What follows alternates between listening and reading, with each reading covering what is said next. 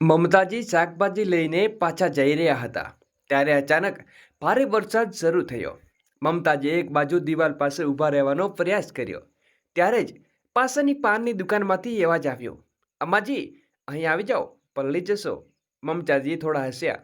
"બેટા, હવે તો હું સંપૂર્ણપણે પલળી ગઈ છું. હવે શું બચવાનું છે?" લોકોના ચહેરા ઝડપથી છુપાઈ જવાના પ્રયાસ હતા, પણ મમતાજી શાકભાજીની થેલી એક હાથે જમીન ઉપર ટેકવીને થોડીક ક્ષણો માટે ઊભા રહ્યા. કપાળ ઉપર પરસેવો હતો, પણ ચહેરા ઉપર એ જ જૂની હિંમત અને ચમક હતી. ત્યારે સામેથી એક રિક્ષા આવતી દેખાઈ. તેમણે હાથ હલાવીને અવાજ દીધો, "બેટા, ઘરે છોડી દઈશ?" "હા અમ્માજી, કેમ નહીં? પણ અમ્માજી, હવે તમારી ઉંમર થઈ ગઈ છે. આ શાકભાજી વગેરે લાવવાનું કામ તમે કેમ કરો છો? ઘરમાં દીકરો બહુ છે, તેમને મોકલ્યા કરો. તમે ઘરે બેસીને આરામ કરો." અમ્માજી થોડા થાકેલા હતા, પણ તેમની વાત સાંભળીને તેમના ચહેરા ઉપર એક હળવી સ્મિત આવી ગઈ અને મનોમન વિચારવા લાગ્યા, "કોણ લાવશે, કોને પરવા નથી." વહુએ કહ્યું તો મોઢું બતાવી લે છે, અને દીકરો તો જવાબ પણ એમ જ હોય છે કે તેની પત્ની ઈચ્છે છે. જો હું શાકભાજી ન લાવું તો અમારા ઘરમાં શાકભાજી જ ન બને. "હાલ્યો અમ્માજી, તમારું ઘર આવી ગયું છે."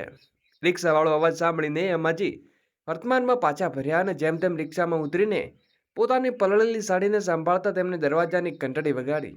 જેવો દરવાજો ખોલ્યો તો સામે તેમની વહુ રિયા અને તેમને આવી હાલતમાં જોઈને તેમના ઉપર વરસી પડી. "હે ભગવાન, વરસાદ પડી રહ્યો હતો તો કોઈને ખૂણો ન મળ્યો ઊભા રહેવા માટે? શું જરૂર હતી આ પલળવાને આવવાની? બધી શાકભાજી પણ ભીની કરી દીધી. હવે કોણ ખાશે તેમને? ખબર નહીં ગડપણમાં પલળવાનો કેટલો શોખ ચડ્યો છે." મમતાજીએ ધીમે અવાજે કહ્યું, "બેટા, એક થેલો હતો, ત્યાં પણ ભીડ ઊભી બહુ હતી. ઊભા રહેવાની જગ્યા ન મળી." પણ તે વાત પૂરી કરી શકે તે પહેલાં જ રિયાએ ઝડપથી થેલો તેમના હાથમાંથી છીનવી લીધો. "લાવો થેલો ને મને આપી દો, અને અહીં બહાર ઊભા રહો, નહીં તો આખું ઘર કીચડમાં ગંદુ થઈ જશે." હવે મમતાજી ધ્રુજતા ઓઠ સાથે ઊભા રહ્યા. હવે તેમનામાં કંઈ કહેવાની હિંમત બચી ન હતી. રિયા થેલો લઈને ફરી રહી હતી ત્યારે રોકાઈને ફરી બોલી, "બાકી બચેલા પૈસા આપો."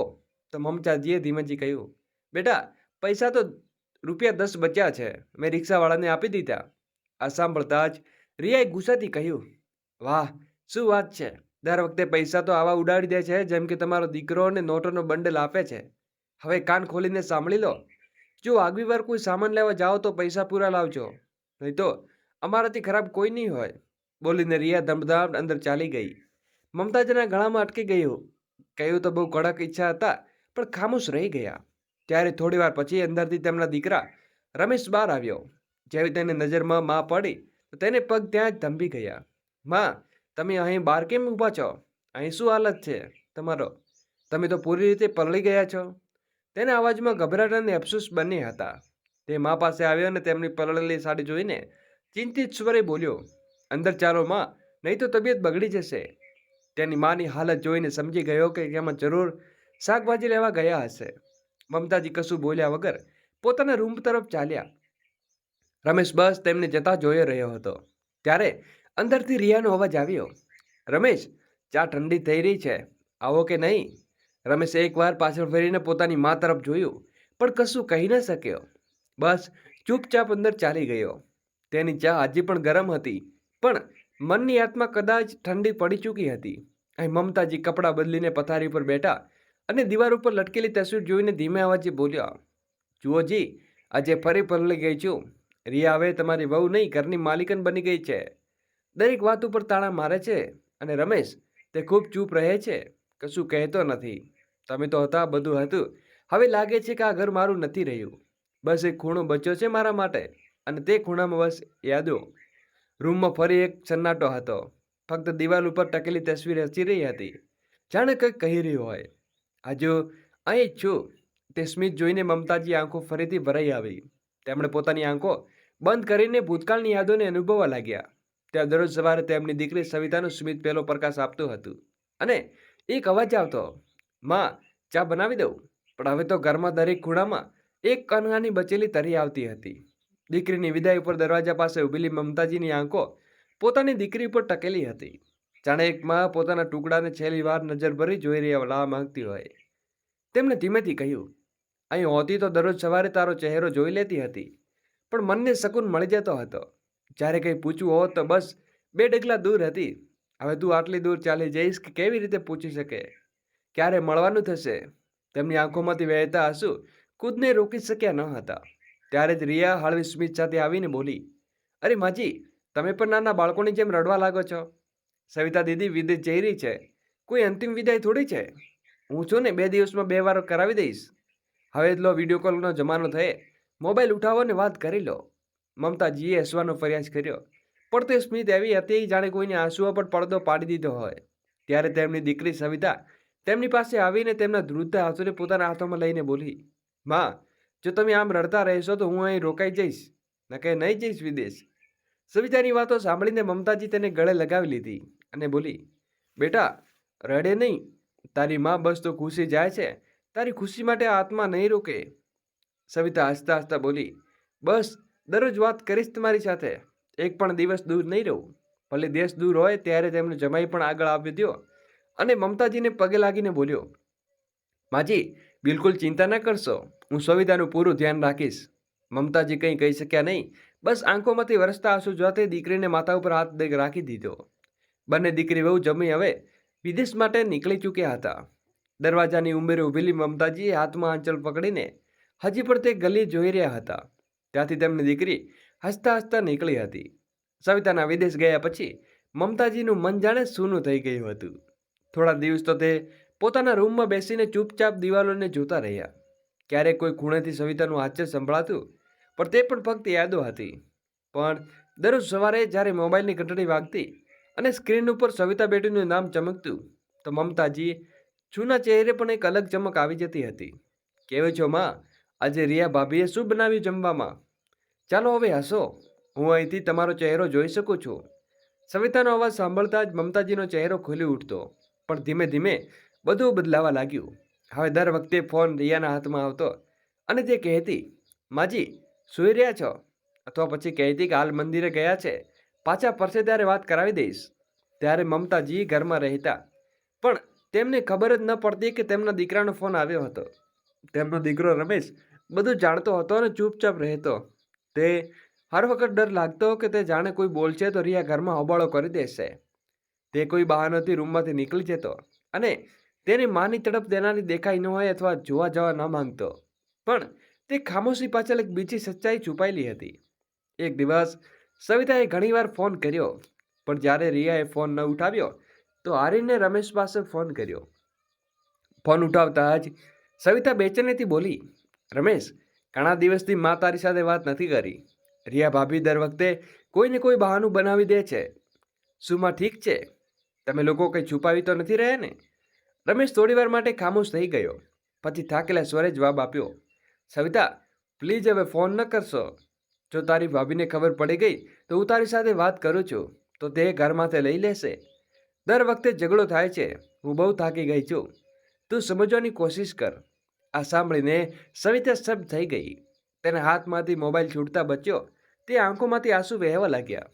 રમેશ હવે મા સાથે વાત કરવા માટે પણ પરવાનગી લેવી પડશે. સવિતાનો અવાજ ધ્રુજી રહ્યો હતો, પણ રમેશ કોઈ જવાબ ના આપ્યો. બસ ધીમેથી કહ્યું, સવિતા, હું મજબૂર છું. તું સમજ. અને પછી ફોન કાપી નાખ્યો. અહીં મમતાજીએ ક્યારે કોઈ સવાલ ન કર્યો, ના રમેશને ના રિયાને. બસ હવે દરરોજ સાંજે તે ખુરશી ઉપર બેસીને દીકરીના ફોનની રાહ જોતા રહેતા કે કદાચ આજે સવિતાનો કોલ આવશે. પણ ફોન હવે ખામોશ પડ્યો રહ્યો હતો. પહેલા દિવસ પછી મહિના અને પછી વર્ષા વીતી ગયા. હવે સવિતાનું પણ સમજી લીધું કે આ મા સાથે વાત કરવી એ ઘરમાં એટલું સરળ નથી રહ્યું. આ વિચારીને હવે તે ધીમે ધીમે ખામોશ થતી ગઈ. હવે મમતાજી સવિતાની તસવીર સાથે વાત કરતા, દિવાલ ઉપર સવિતાની હસતી તસવીર જોતા અને ધીમેથી કહેતા, તું તો દરરોજ સવારે મને ગુડ મોર્નિંગ બોલતી ને. હવે કદાચ સમયની ઘડી બદલાઈ ગઈ છે બેટી.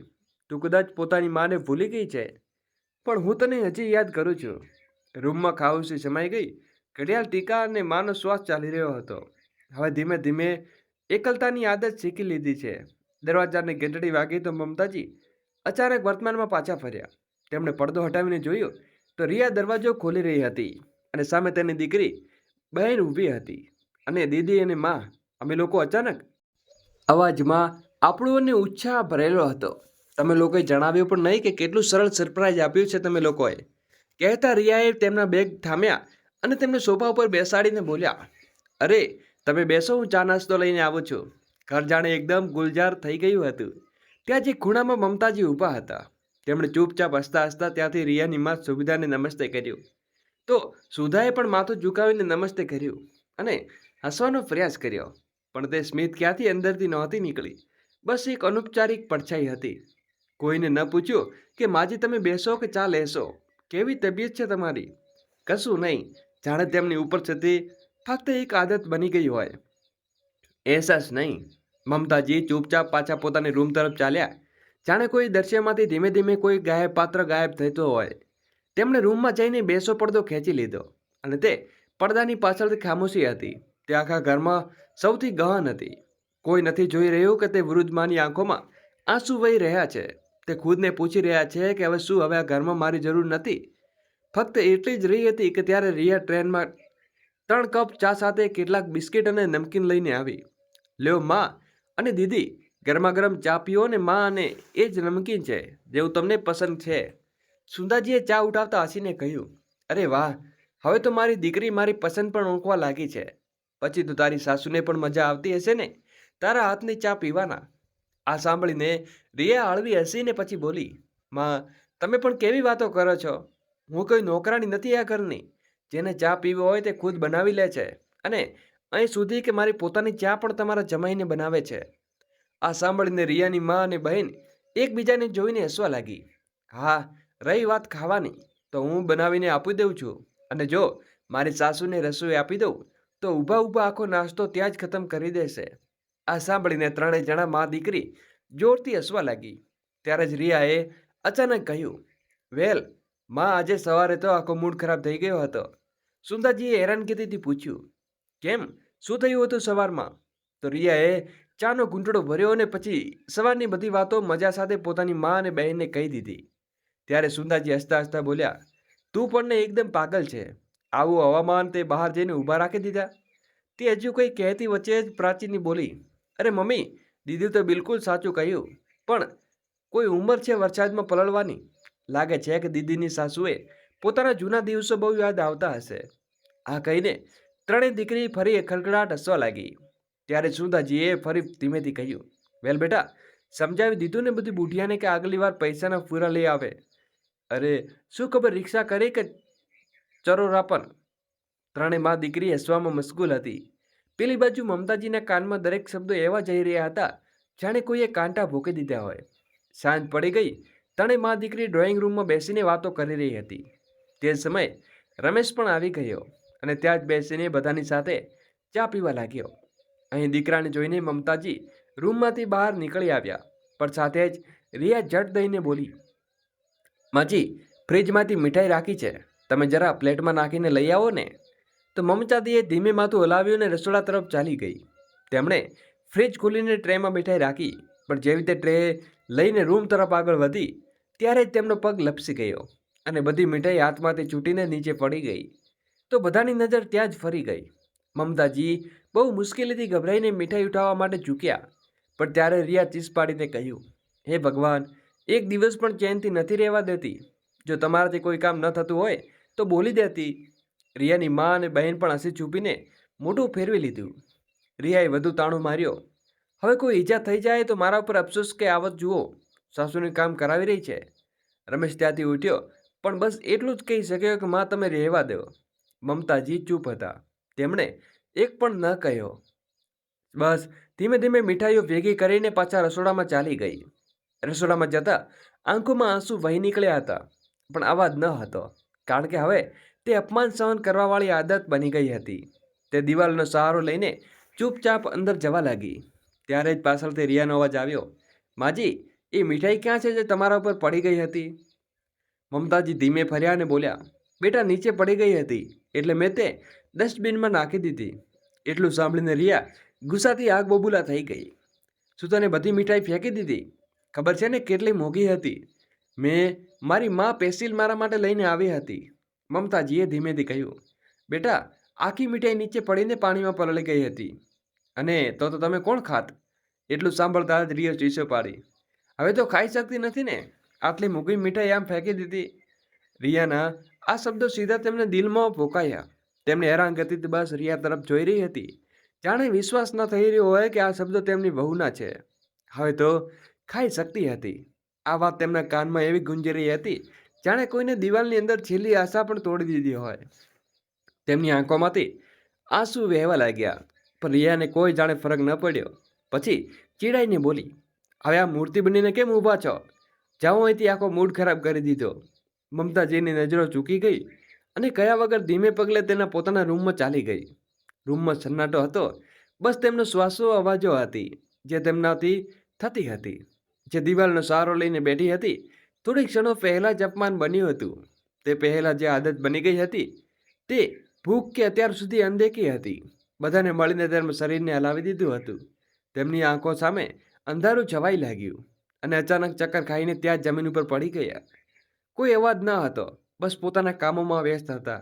રિયા ફરીથી પોતાની મા પાસે બહેન સાથે વાતો કરવામાં વ્યસ્ત થઈ ગઈ. રમેશ ઓફિસમાં કામોમાં લાગી ગયો હતો. આખા ઘરમાં હલચલ હતી, પણ એક રૂમમાં ગાઢ સન્નાટો છવાયેલો હતો. મમતાજીનો રૂમ તે શાંતિ જમીન ઉપર બેભાન પડ્યા હતા, પણ કોઈને કોઈ ફરક ન પડ્યો. રિયા તો હજુ પણ પોતાની મા અને બહેન સાથે હસવામાં વ્યસ્ત હતી. રમેશ પણ ઓફિસમાં કોલ્સમાં ગૂંચવાયેલો હતો. રાતના લગભગ 8 વાગ્યા હતા ત્યારે રમેશે અચાનક યાદ આવ્યો કે ઘણીવારથી માનો કોઈ ફોન નથી આવ્યો. તેણે થોડી ચિંતા થઈ તો સીધો માના રૂમ તરફ આગળ વધ્યો, પણ જેવો પડદો હટાવ્યો તો તેની ચીસ આખા ઘરમાં ગુંજી ઉઠી. મમતાજી જમીન ઉપર પડ્યા હતા, ચહેરો પીળો પડી ગયો હતો, શ્વાસ હળવા ચાલી રહ્યા હતા. રમેશ ગભરાઈ ગયો અને તેમને જઈને માને ઉઠાવવા લાગ્યો. માં ઉઠો. રિયા જે હોલમાં બેઠી હતી તેની ચીજ સાંભળીને આવી જરૂર પણ ચહેરા ઉપર ગભરાટ ઓછી ને અપેક્ષા વધારે હતી. રમેશ ગભરાઈને બોલ્યો, રિયા, જલ્દી ડૉક્ટરને બોલાવો. જુઓ માની શું હાલત થઈ ગઈ છે. તો રિયાએ નજર ફેરવી અને ઠંડા અવાજમાં બોલી, આટલું કેમ ગભરાવ છો રમેશ?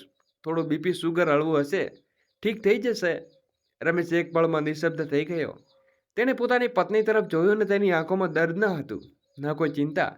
તેણે પછી કંઈ કહ્યા વગર મને મોદને ગોદને ઉઠાવીને ગાડીમાં સુડાવીને ઝડપથી હોસ્પિટલ તરફ આગળ વધ્યો. માં, કંઈ નહીં થાય તમને. રમેશની આંખોમાં ભરાઈ આવી. બસ થોડી વાર વધુ, હોસ્પિટલમાં પહોંચતા બધું ઠીક થઈ જશે. અહીં રિયા હજુ પોતાની મા અને બહેનની સાથે હસી મજાકમાં વ્યસ્ત હતી. તેમના ચહેરા ઉપર કોઈ તણાવ નહીં, કોઈ અફસોસ નહીં, કોઈ સવાલ ન. કોઈ સાસુને થયું કે અરે બેટી, ક્યાં બુઢિયાની કંઈ તો નથી થયું ને? રિયાની મા સુંદાજી હસતા હસતા કહ્યું. તો રિયા બોલી, અરે માં, કંઈ નહીં, ડ્રામા કરી રહી હશે. એમ પણ હવે ઉંમર થઈ ગઈ છે ને, થોડું ઘણું થતું રહેશે. આખા ઘરમાં મમતાજીની ગેરહાજરી હતી, પણ રિયાની વાતોમાં હજુ પણ તેમની કોઈ જગ્યા ન હતી. પેલી બાજુ હોસ્પિટલમાં ઇમરજન્સી વોર્ડમાં બહાર રમેશ ઝડપથી દરવાજાની બહાર ચક્કર લગાવી રહ્યો હતો. આંખો ભીની હતી અને દિલમાં અપરાધ બોધ કે કાશ મેં પહેલાં ધ્યાન આપ્યું હોત, કાશ મેં મા સાથે એકવાર બરાબર વાત કરી હોત. તેના મનમાં બસ એક જ દુઆ હતી કે ભગવાન મારી માને કંઈ ન થાય. તે એક ક્ષણે આઈસીયુનો દરવાજો ખોલ્યો. ડૉક્ટર બહાર આવ્યો અને ગંભીર સ્વરે બોલ્યો, કોન્ફિડન્સ બહુ નાજુક છે. હાર્ટ એટેક આવ્યો હતો. અમે પૂરી કોશિશ કરી રહ્યા છીએ, પણ ઉંમર અને નબળાઈને કારણે રિસ્પોન્સ ધીમો છે. તમે બસ દુઆ કરો. રમેશની આંખોમાં આંસુ ભરાઈ આવ્યા હતા. તેણે ધીમેથી માથું હલાવીને ડૉક્ટરના ગયા પછી ત્યાં જ બેન્ચ ઉપર બેસી ગયો. પળભરમાં અને મોબાઈલની ઘંટડી વાગી. જોયું તો તેની બેન સવિતાનો ફોન હતો. સવિતાના અવાજમાં ગભરાટ હતી. રમેશ, માં કેમ છે? રમેશે ભરાયેલા ગળે કહ્યું, બહુ નાજુક હાલત છે સવિતા. ડૉક્ટર કહી રહ્યા નથી. સવિતાની આંખોમાંથી આંસુ વહેવા લાગ્યા. રમેશ, પ્લીઝ મા સાથે એકવાર મારી સાથે વાત તો કરાવી દો. હું કાલથી પહેલી ફ્લાઇટથી નીકળી રહ્યો છું. બસ માને કહી દેજો કે આવી રહી છું અને માને કંઈ ન થવું જોઈએ. રમેશે હિંમત ભેગી કરી અને આઈસીયુના દરવાજે તરફ જોયું ને અંદર જવાની પરવાનગી ન મળી, પણ તેની નર્સને વિનંતી કરી, પ્લીઝ એકવાર મારી બહેન સાથે વાત કરવા માંગે છે. નર્સ ડૉક્ટર પાસે વાત કરીને આઈસીયુમાં માતાજી પાસે થોડી પહોંચાડી દીધો. મમતાજીના હોશ ન હતા, પણ તેનો શ્વાસ ચાલી રહ્યા હતા. સવિતા સ્ક્રીન પર માને જોતા જ રહી અને જુઓ, હું સવિતા છું, તમારી દીકરી. સવિતા એકવાર આંખો ખોલી દો. આટલો સહાયક, આટલો તૂટેલો હતો તે પહેલાં ક્યારેય ન હતો. આઈસીયુની મશીને સતત બીપો થઈ રહી હતી. બહાર ઊભેલો રમેશ બીપ સાંભળી રહ્યો હતો. ક્યારેક ડૉક્ટર તરફ જોતો તો ક્યારેક આઈસીયુ તરફ. આખી રાત બસ એક જ વિચારતો હતો કે મા માટે મેં શું કર્યું. તેણે મને આંગળી પકડીને ચલાવતા શીખવ્યો. તેણે ઘડપણમાં હું તેનો સહારો પણ ન બની શક્યો, કેમ કે રિયાની દરેક વાત પર ચૂમકી સીધી લીધી કે માને એકલા આંસુ વહેવા દીધા. પેલી બાજુ સવારે જ્યારે રિયાની આંખો ખોલી જોયું તો 8 વાગી ગયા હતા. આજે સુધી રમેશ નથી આવ્યો. થોડીક ક્ષણો સુધી રાહ જોઈ પણ તે ગુસ્સે થઈને ફોન લગાવ્યો. ફોન વાગતો રહ્યો તો પણ રમેશ ફોન ન ઉઠાવ્યો. રિયાએ ફોન એક તરફ મૂક્યો અને ઓશિકાને એક તરફ ફેંકી દીધી. સવારે સવારે નાટક ચાલુ. આખી રાત ત્યાં રહેવાનો શું મતલબ છે? તેની તો માં બીમાર શું થઈ જાણે દુનિયા રોકાઈ ગઈ. ઘરમાં બીજા પણ કામો હોય છે, પણ નહીં, તે તો બસ પોતાની માં ઉપર નજર આવે છે. બરબડતા તે ઉઠીને વોશરૂમમાં ચાલી ગઈ. જાણે કંઈક થયું ન હોય. તેના મનમાં કોઈ અપરાધ બોધ ન હતો, બસ ખુદમાં મગ્ન હતી. જાણે મમતાજી હાલતમાં તેનો કોઈ લેવા દેવા ન હતી. તે વોશરૂમમાંથી નીકળી ત્યારે તે મોબાઈલ વાગી રહ્યો હતો. જોયું તો પહેલી સહેલી નિશાનો ફોન હતો. રિયા થોડી ચીડાઈને અવાજમાં બોલી, હા નિશા બોલ. સવારે સવારે કેવી રીતે યાદ કર્યો? નિશા હસતા હસતા બોલી, તું તો કહી રહી હતી ને કે તારી સાસુને એટેક આવ્યો છે, તો વિચાર્યું પૂછી લઉં કેવી છે તારી સાસુ.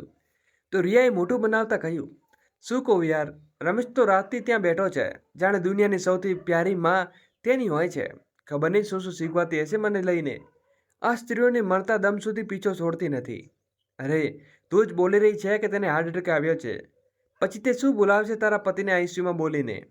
તું નથી જાણતી નિશા, માં એટલી કે સાસુ હોય છે જે પોતાના દીકરાઓને હાથમાંથી નથી જવા દેતી.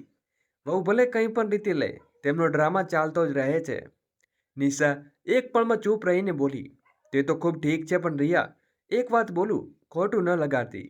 રિયા થોડી હસતા હસતા બોલી, અરે પાગલ, કે શું તમારી વાતનું ખોટું ક્યારે માન્યું છે મેં? બોલને ખુલીને, તારી મમ્મી કોઈની સાસુ હશે કે રિયા? શું તે એમની જ છે? શું તારી ભાભી પણ તારી મમ્મી સાથે એવી જ વાતો કરે છે જેવી તું પોતાની સાસુ સાથે કરે છે? નિશા ગંભીર થઈને બોલી. તો રિયાએ કહ્યું, શું બકવાસ કરી રહી છે? મારી ભાભી કેમ આવું કરશે? તે તો તારી મમ્મીનું બહુ ધ્યાન રાખે છે, દરેક નાની મોટી વસ્તુઓ પૂછે છે તેમને. તો પછી પોતાની સાસુ સાથે વર્તન કેમ નથી કરી શકતી તેવું પોતાની ભાભી સાથે ઈચ્છે છે?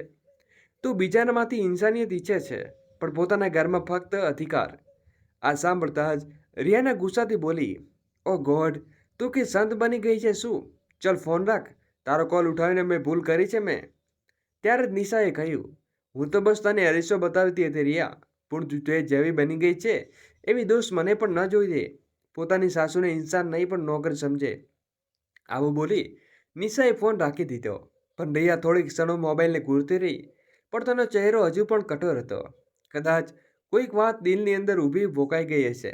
રમેશ થાકીને આઈસીયુની બહાર દિવાલ માટે માથું ટેકવીને બેસી ગયો. આખી રાત જાગતો રહ્યો. આંખો લાલ હતી, ચહેરો બુઝાયેલો. ત્યારે જ ડૉક્ટર બહાર આવ્યો અને ધીમા ગંભીર અવાજે સ્વરે બોલ્યો, અમે પૂરી કોશિશ કરી પણ અમને અફસોસ છે કે તમારી માં હવે તમારી દુનિયામાં વચ્ચે નથી. રમેશ થોડીક ક્ષણો માટે ડૉક્ટર તરફ જોતો રહ્યો, જાણે તેમના શબ્દો ઉપર વિશ્વાસ ન થઈ રહ્યો હોય. પછી તે આંખો ચલકાઈ પડી. માં બસ એટલું જ નીકળ્યું મોઢેથી. તે જ વખતે તેની બહેન સવિતા હોસ્પિટલ ગેટથી ભાગતી આવી. હાથમાં બેગ, કપાળ ઉપર પરસેવો, આંખોમાં ગભરાટ.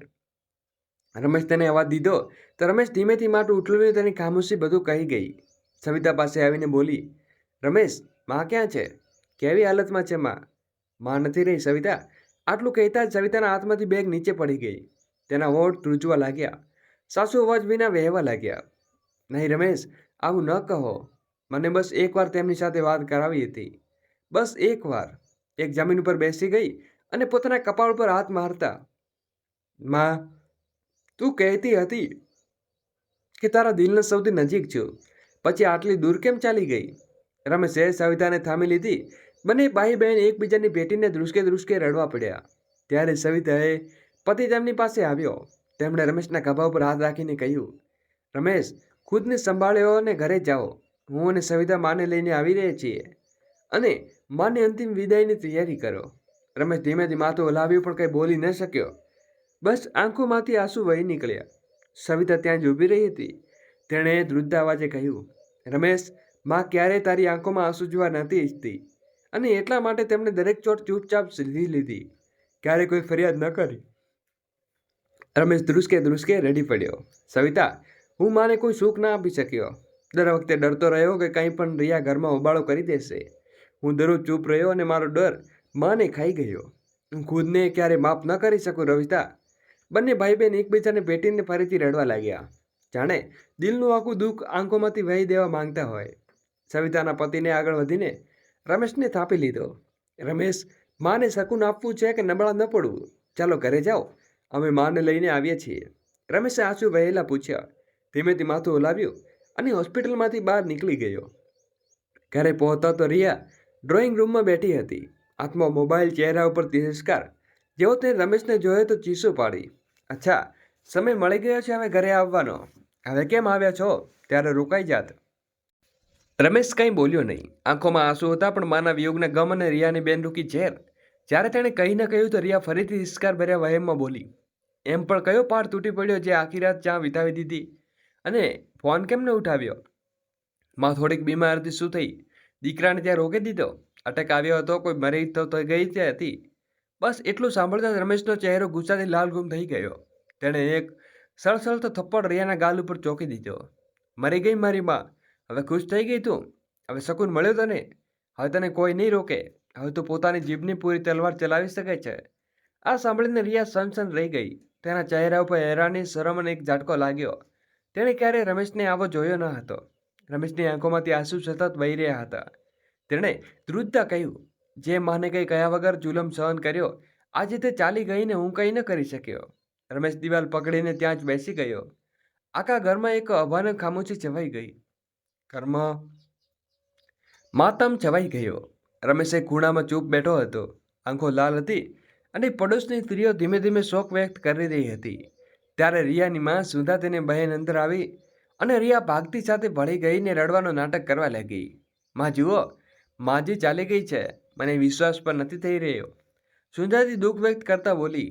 હે ભગવાન, કેટલી સારી મહિલા હતી રિયા. મેં તો કેટલી સેવા કરી હતી. આ સાંભળતા જ રમેશની બેન સવિતા અત્યાર સુધી ચૂપ હતી. ત્યાં જ બોલી, કઈ સેવા કરી રિયાએ? બધા લોકો જોવા લાગ્યા તો સુંધાજી પ્રેમથી બોલી, અરે બેટા, તું તો બહુ દૂરથી આવી છે, તને શું ખબર? મને બધું ખબર છે આંટીજી. તમારી દીકરીને મારી માને શું નથી ભણાવ્યું? ગડબડમાં ભૂખ લાવવી પાપ છે. નીચે પડેલી મીઠાઈ ફેંકવાની હિંમત કેવી રીતે થઈ? આ બધી વાતો તમે સેવા કહો છો? રિયા ગભરાઈ ગઈ. તે આવું કહી ન કહ્યું. અને સવિતા દીદી, તમે ખોટું સમજી રહ્યા છો. સવિતા એક ડગલું આગળ વધી. તેની આંખોમાં આગથી ભૂબકી રહી હતી. ખોટી હું નથી રિયા, તે તેમનું સન્માન છીનવ્યું છે. હવે જ્યારે તે નથી રહી તો મનમાં આંસુ વહાવી રહી છે. ત્યારે રિયાની મા અને બહેને એકવાર સમજાવ્યું કે આ હવે એવું નથી રહે કે રમેશ અને સવિતા આંખોમાંથી આંસુ સતત વહી રહ્યા હતા. મોહલ્લાની મહિલાઓ ગણગણી રહી હતી. કેટલીક મારી મહિલા હતી જે દરેકના દુઃખ દર્દમાં હંમેશા આગળ રહેતી હતી. ગડપણમાં કેટલું સહન કર્યું તે ક્યારેય કોઈને પણ કહી ન કહ્યું. દીકરો તો સાચો છે, પણ બહુ પૂછો બસ અપમાન કરતી રહી. આવું કોઈ ભગવાન આંસુ સાથે ન કરે. એવું ભગવાન કોઈની સાથે ન કરે. રમેશ માથું ઝુકાવીને ચાલી રહ્યો હતો. ખભા ઉપર માની અડધી ભાર નહીં, પણ તેને અહેસાસ હતો કે જીવનભર નહીં ભૂલાય. સાંજ ઢળવા લાગી હતી. ગળીમાં ધીમે ધીમે ભીડ ઓછી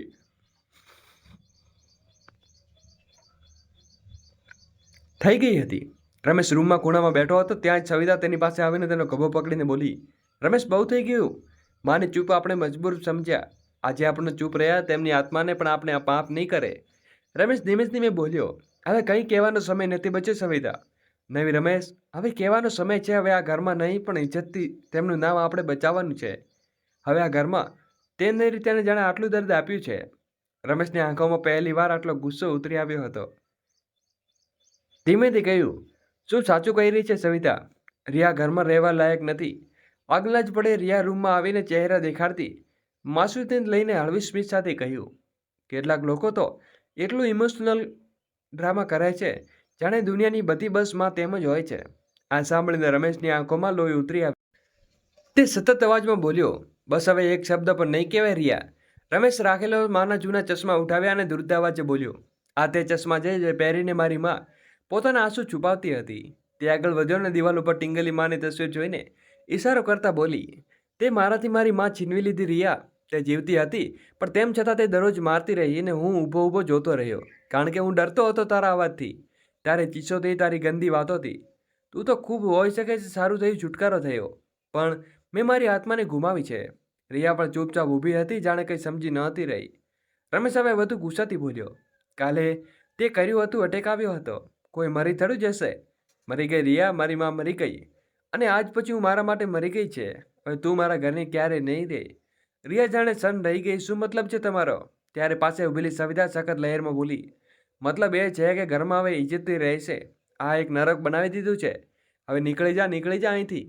રિયા દૂધચા પાછળ હટી પણ બોલી, મને કાઢી મૂકશો તો શું કહેશો લોકો? શું દુનિયા મારા ઉપર હશે? રમેશ હસ્યો, પણ તે શીતમાં ગમ હતો કે શકૂન હતો? લોકો ત્યારે પણ કોઈ નહોતા બોલ્યા. મારી માં ભૂખી સૂતી હતી. હવે શું બોલશે તો હું તમને કહી દઈશ. હા, હું સાસુ પણ જુલમ કરનારી વહુને ઘરમાંથી કાઢી રહ્યો છું. રિયા જાણે નિશબ્દ રહી ગઈને સમજી ગઈ હતી કે આ ઘરમાં હવે તેની કોઈ જગ્યા નથી અને માના ઘરે ક્યાં સુધી રહેશે. તે રોતી રમેશ સામે આવીને ઊભી રહીને બોલી, રમેશ, મારાથી ભૂલ થઈ ગઈ છે. પ્લીઝ મને માફ કરી દો. હું બરબાદ થઈ જઈશ. રમેશની આંખોમાં આંસુ હતા, પણ પહેલાં નબળાઈ નહીં, હિંમતના હતા.